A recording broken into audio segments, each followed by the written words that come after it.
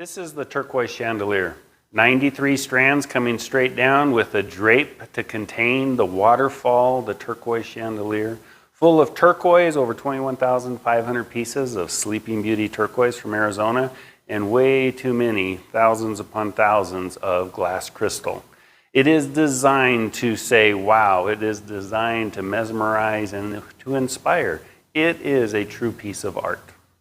The artist I chose for this piece of art is Marianne Friedrich. Who's Marianne? Marianne's a blessed person. Marianne's had a second chance. I am blessed with a good family and friends and a chance to do art, which art is a process, and it's something that is part of you to create, and it fulfills joy. It fulfills making something that is beautiful.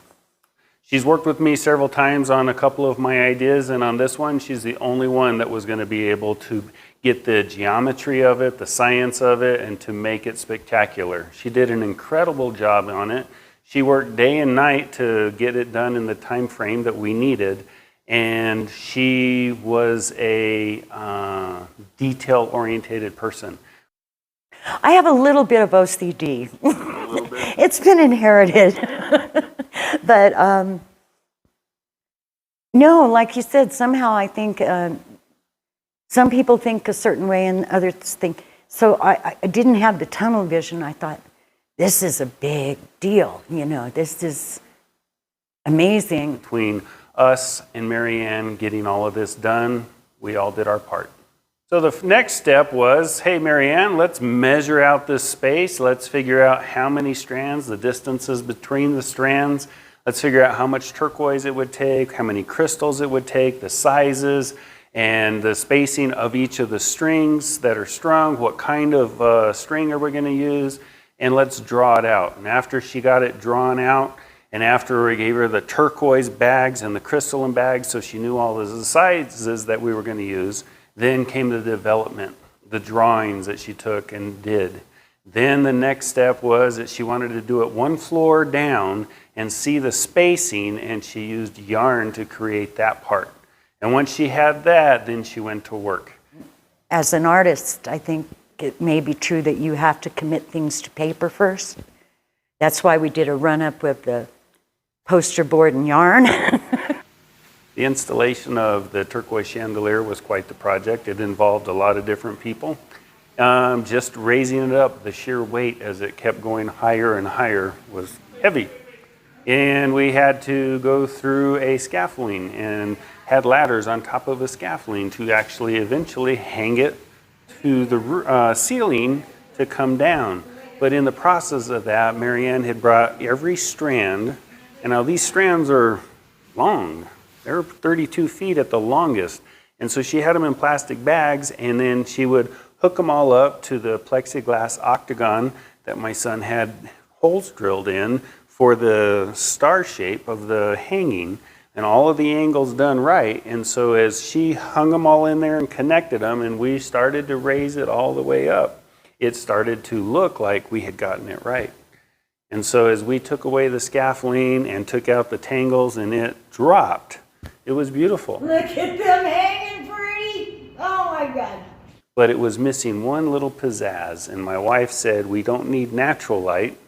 Like my son had said, what we need are spotlights. And so we tried different colors of spotlights and ended up with these that we have now, and it creates a spectacular, mesmerizing look to the eye as the sparkles separate along every strand.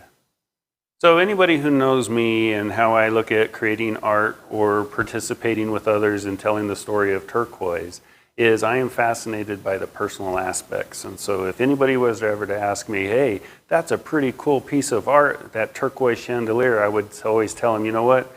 You ought to meet Marianne. She's cooler than the art, and the art wouldn't exist without her. Each of the times that we knew that she was going to be around and we took pictures and we documented it or we took videos, you can just see that a person of a beautiful spirit created this piece of art.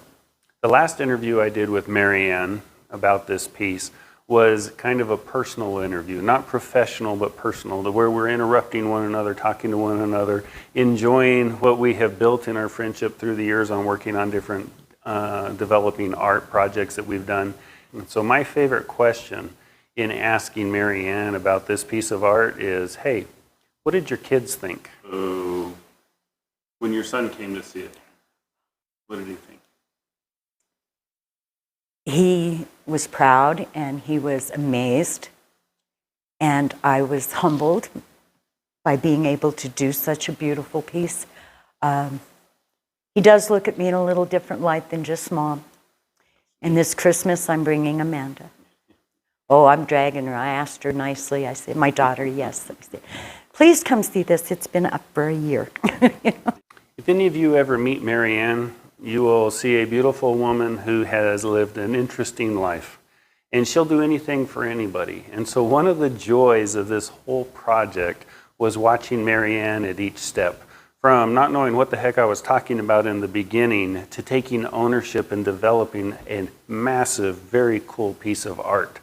She is a true artist, and this piece is her signature piece to the world. And I personally, from the bottom of my heart, want to thank you for your visions and what you do.